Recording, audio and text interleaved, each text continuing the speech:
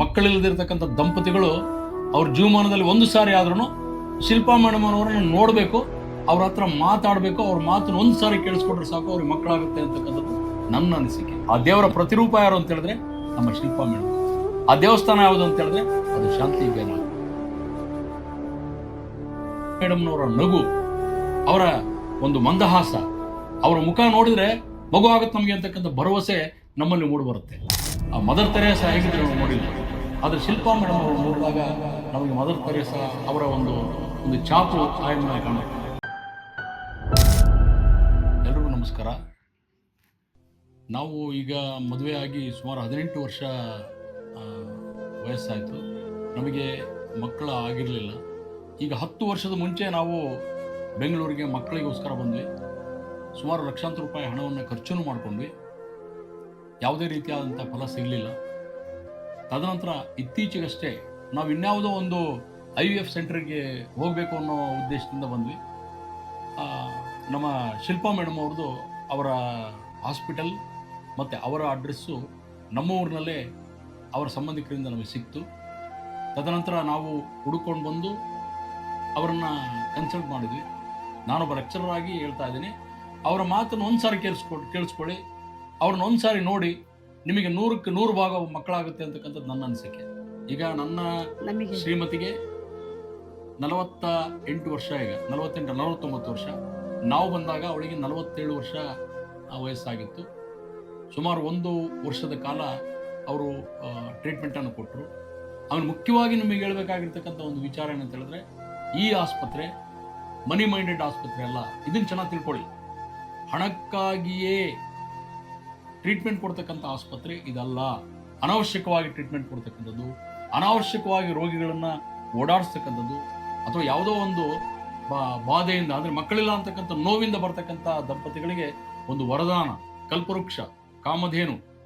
ಇಲ್ಲಿರ್ತಕ್ಕಂಥ ಸಂತಾನ ಲಕ್ಷ್ಮಿ ಯಾರು ಅಂತ ಹೇಳಿದ್ರೆ ಅದು ಶಿಲ್ಪಾ ಮೇಡಮ್ ಅವರು ಅಂತಕ್ಕಂಥದ್ದನ್ನು ನಾನು ಯಾವುದೇ ಮೀಡಿಯಾಗಳು ಕರೆಸಿದ್ರು ಸಹ ನಾನು ಬಂದು ಅಲ್ಲಿ ಮುಕ್ತವಾಗಿ ಮಾತಾಡ್ತೇನೆ.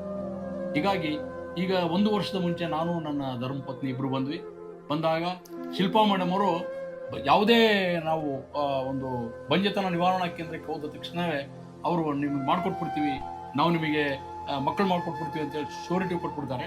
ಆದರೆ ಬಂದು ಕುಳಿತುಕೊಂಡಾಗ ಶಿಲ್ಪಾ ಮೇಡಮ್ನವರು ನಿಮಗೆ ಆಗಬಹುದಾದಂಥ ತೊಂದರೆಗಳನ್ನು ಮೊದಲು ಹೇಳಿದ್ರು. ನಮಗೆ ಹೀಗೆಲ್ಲ ಆಗುತ್ತೆ, ನೀವು ರೆಡಿ ಇದ್ದೀರಾ, ಹೋಗ್ಬಿಡಿ ಬೇಡ ಅಂತಂದ್ರು. ಮೇಡಮ್ ಇಲ್ಲ ಮೇಡಮ್, ನಮಗೆ ನಿಮ್ಗೆ ಮಾಡ್ಕೊಡೋಕ್ಕಾಗುತ್ತಾ ಅಂತ ಕೇಳಿದ್ರೆ ಆಗುತ್ತೆ, ನಾನು ಮಾಡ್ತೀನಿ ಅಂತಂದ್ರು. ನೋಡಿ ಇವೆಲ್ಲ ಇದೆ, ಸಾಧ್ಯವಾದರೆ ಮಾತ್ರ ನೀವು ಒಪ್ಕೊಳ್ಳಿ, ಇಲ್ಲಾಂದ್ರೆ ಬೇಡ ಅಂತ. ಇಲ್ಲ ನಮಗೆ ಮಕ್ಕಳು ಬೇಕು ಅಂತೇಳಿ ನಾವು ಶತಸಿದ್ಧರಾಗಿ ನಿಂತ್ಕೊಂಡ್ವಿ. ಆಮೇಲೆ ಇನ್ನೂ ಒಂದು ವಿಚಾರ ಏನಂತ ಹೇಳಿದ್ರೆ, ಶಿಲ್ಪಾ ಮೇಡಮ್ ಅವರು ಅವ್ರು ಮಾಡುವಂತಹ ಕೆಲಸದಲ್ಲಿ ಅಚ್ಚುಕಟ್ಟಾಗಿ ಕೆಲಸವನ್ನು ಮಾಡಿಕೊಡ್ತಾರೆ. ನಿಮಗೇನು ಮಕ್ಕಳಾಗಲಿಕ್ಕೆ ಏನು ಬೇಕೋ ಅಷ್ಟೆಲ್ಲ ವ್ಯವಸ್ಥೆಗಳನ್ನು ಅವ್ರು ಮಾಡಿಕೊಡ್ತಾರೆ. ಆದರೆ ತದನಂತರ ಅವರು ಹೇಳುವಂತಹ ಎಲ್ಲ ಡೈರೆಕ್ಷನ್ಸ್ಗಳನ್ನು, ಮಾರ್ಗದರ್ಶನವನ್ನು, ಅವರು ಕೊಡ್ತಕ್ಕಂಥ ತಿಳುವಳಿಕೆಯನ್ನು ಪಾಲನೆ ಮಾಡಿದರೆ ಮಾತ್ರ ಇದರಲ್ಲಿ ನೀವು ಸಕ್ಸಸ್ ಅನ್ನು ಕಾಣ್ತೀರಿ. ಅದ್ರ ಜೊತೆಯಾಗಿ ಏನಪ್ಪ ಅಂತ ಹೇಳಿದ್ರೆ, ಇಲ್ಲಿ ಕೆಲಸ ಮಾಡ್ತಾ ಇರ್ತಕ್ಕಂಥ ಸಿಬ್ಬಂದಿ ಏನಿದೆಯಲ್ಲ, ಸ್ಟಾಫ್ ಏನಿದೆಯಲ್ಲ, ಅವರೆಲ್ಲರೂ ಒಬ್ಬ ಶಿಲ್ಪಾ ಮೇಡಮ್ ಥರ ಕೆಲಸ ಮಾಡ್ತಾ ಇರ್ತಾರೆ. ಒಂದು ರೀತಿ ಈ ಶಾಂತಿ ಗೈನಾಕ್ನ ಒಂದು ಸೈನಿಕರ ಉಪಾಧಿಯಲ್ಲಿ ಇಲ್ಲಿರ್ತಕ್ಕಂಥ ಪ್ರತಿಯೊಬ್ಬ ಸಿಬ್ಬಂದಿಯೂ ಸಹ ವರ್ಕ್ ಮಾಡ್ತಾರೆ. ಇದೆಲ್ಲದರ ಹೊರತಾಗಿ ಕಂಡು ಬಂದಂಥ ಒಂದು ಬಹುಮುಖ್ಯವಾದಂಥ ಅಂಶ ಏನಂತ ಹೇಳಿದ್ರೆ, ಶಿಲ್ಪಾ ಮೇಡಮ್ನವರ ನಗು, ಅವರ ಒಂದು ಮಂದಹಾಸ, ಅವರ ಮುಖ ನೋಡಿದ್ರೆ ಮಗು ಆಗುತ್ತೆ ನಮಗೆ ಅಂತಕ್ಕಂಥ ಭರವಸೆ ನಮ್ಮಲ್ಲಿ ಮೂಡಿ ಬರುತ್ತೆ ಅಂತ ನನಗನ್ಸೋ ಮಟ್ಟಿಗೆ ಒಬ್ಬ ಮದರ್ ತೆರೇಸಾ ಹೇಗಿದ್ರು ನಾವು ನೋಡಿಲ್ಲ. ಆದರೆ ಶಿಲ್ಪಾ ಮೇಡಮ್ ಅವರು ನೋಡಿದಾಗ ನಮಗೆ ಮದರ್ ತೆರೇಸಾ ಅವರ ಒಂದು ಚಾಪು ಆಯಮ್ನಲ್ಲಿ ಕಾಣುತ್ತೆ. ಮಹಾಲಕ್ಷ್ಮಿಯ ಒಂದು ಕಳೆ ಆಯಮ್ನಲ್ಲಿದೆ. ಭಗವಂತ ಅವರಿಗೆ 100 ಕಾಲ ಅವರನ್ನು ಚೆನ್ನಾಗಿಟ್ಟಿರಲಿ. ಇನ್ನು ಬೆಂಗಳೂರಿನ ಪ್ರತಿಷ್ಠಿತ ನಂಬರ್ 1 ಆಸ್ಪತ್ರೆಯಾಗಿ ಶಾಂತಿ ಗೈನಾಕ್ ಹೊರಹೊಮ್ಮಲಿ ಅಂತೇಳಿ ನಾನು ಭಗವಂತನಲ್ಲಿ ಪ್ರಾರ್ಥನೆ ಮಾಡ್ಕೊಳ್ತೇನೆ. ಹೀಗಾಗಿ ನಮಗೆ ನೋಡಿ ಮುದ್ದಾದ ಮಗುವನ್ನ ಶಿಲ್ಪಾ ಮೇಡಮ್ ಅವರು ದಯಪಾಲಿಸಿದ್ದಾರೆ. ಹೀಗಾಗಿ ಅವರಿಗೆ ನಾನು ಕೋಟಿ ಕೋಟಿ ಕೋಟಿ ನಮನಗಳನ್ನು ನಾನು ಅವರಿಗೆ ತಿಳಿಸ್ತಾ ಇದ್ದೇನೆ. ನಾನು ಮತ್ತು ನನ್ನ ಶ್ರೀಮಂತಿ ಕೋಟಿ ಕೋಟಿ ನಮನಗಳನ್ನು ತಿಳಿಸ್ತಾ ಇದ್ದೇವೆ. IVF ನಮಗೆ ಮಾಡಿದ ನಂತರ ನಿರಂತರವಾಗಿ ನಮ್ಮ ಜೊತೆ ಸಂಪರ್ಕದಲ್ಲಿದ್ದರು. ಅವರು ಕೊಡ್ತಕ್ಕಂಥ ಮಾಹಿತಿಯನ್ನು, ಅವರು ಕೊಡ್ತಕ್ಕಂಥ ಮಾರ್ಗದರ್ಶನವನ್ನು ಚಾಚೂ ತಪ್ಪದಂತೆ ನಾವು ಪಾಲನೆ ಮಾಡ್ಕೊಂಡು ಬಂದ್ವಿ. ತದನಂತರ ನಾವು ಚಿತ್ರದುರ್ಗದಲ್ಲೇ ನಾವು ಡೆಲಿವರಿ ಮಾಡಿಸ್ಬೇಕು ಅಂತಕ್ಕಂಥ ಒಂದು ಉದ್ದೇಶವನ್ನು ನಾವು ಹೊಂದ್ಕೊಂಡ್ವಿ. ಆದರೆ ಇಲ್ಲಿರ್ತಕ್ಕಂಥ ಫೆಸಿಲಿಟಿ ಏನಿದೆಯಲ್ಲ, ಈ ಫೆಸಿಲಿಟಿ ಎಲ್ಲೂ ಸಿಗಲಿಕ್ಕೆ ಸಾಧ್ಯತೆ ಇಲ್ಲ. ಎಲ್ಲವೂ ಇಲ್ಲಿ ಚೆನ್ನಾಗಿ ಸಿಗುತ್ತೆ. ನಾವು ಚಿತ್ರದುರ್ಗದಲ್ಲಿ ವಿಚಾರ ಮಾಡಿದಾಗ ಏನಾಯ್ತು ಅಂತ ಹೇಳಿದ್ರೆ ಅಲ್ಲಿ ಇನ್ನೂ ಡೆಲಿವರಿನೇ ಆಗಿರಲಿಲ್ಲ. ಅವರು ಐಸಿಯುನಲ್ಲಿ ಇಡಬೇಕಾಗುತ್ತೆ ಮಗು ಅಂತಕ್ಕಂಥ ಒಂದು ಅನಿಸಿಕೆಯನ್ನು ಅವರು ವ್ಯಕ್ತಪಡಿಸಿದ್ರು. ನಮಗೆ ಬಹಳ ದೂರ ಇದ್ದಿದ್ದರಿಂದ ನಾವೇನು ಮಾಡಿದ್ವಿ ಅಂತ ಹೇಳಿದ್ರೆ ಅಲ್ಲೇ ಒಂದು ಡಾಕ್ಟರ್ ಕಡೆ ತೋರಿಸ್ತಾ ಇದ್ವಿ. ಮತ್ತೆ ನಾವು 16ನೇ ತಾರೀಕು ಬೆಳಿಗ್ಗೆ ಇಲ್ಲಿಗೆ ಬಂದ್ವಿ.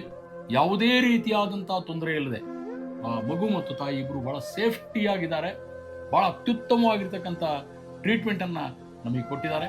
ಹೀಗಾಗಿ ಶಾಂತಿ ಗೈನಾಕ್ಗೆ ಈ ಶಾಂತಿ ಗೈನಾಕ್ನ ಸಂತಾನ ಲಕ್ಷ್ಮಿ ಅಂತಿರುವಂತಹ ನಮ್ಮ ಶಿಲ್ಪಾ ಮೇಡಮ್ಗೆ ಹಾಗೂ ಇಲ್ಲಿರ್ತಕ್ಕಂಥ ಸೈನಿಕರ ಉಪಾಧಿಯಲ್ಲಿ ಕೆಲಸ ಮಾಡ್ತಾ ಇರ್ತಕ್ಕಂಥ ಎಲ್ಲ ಸಿಬ್ಬಂದಿಗೆ ನಾನು ಹೇಳ್ತಾ ಇರ್ತಕ್ಕಂಥದ್ದು, ಅವರೆಲ್ಲರಿಗೂ ಸಹ ನಾನು ನನ್ನ ಮತ್ತು ನನ್ನ ಶ್ರೀಮತಿಯ ಪರವಾಗಿ ಅನಂತಾನಂತ ಕೋಟಿ ನಮಸ್ಕಾರಗಳನ್ನು ಅವರಿಗೆ ಹೇಳ್ತಾರೆ.